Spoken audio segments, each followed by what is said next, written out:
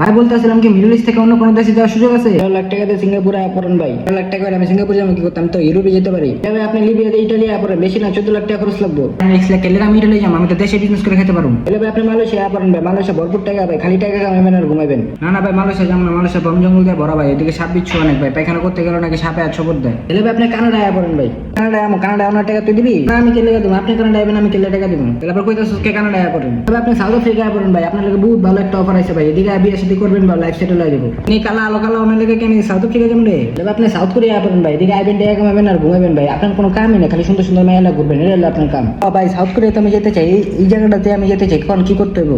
বেশি না ভাই, খালি ইংলিশ করতে পারলে হলো ভাই। তুমি আপনি জানেন আমি ইংলিশ পারি না, তারপর আমার আবেগে কেলে টাচ দিলেন। এলে কইতেছে ভাই লন্ডনে পড়েন, লন্ডনে আইতে হলে কোনো ইংলিশ জানা লাগে না, খালি টাকা থাকলে হলো।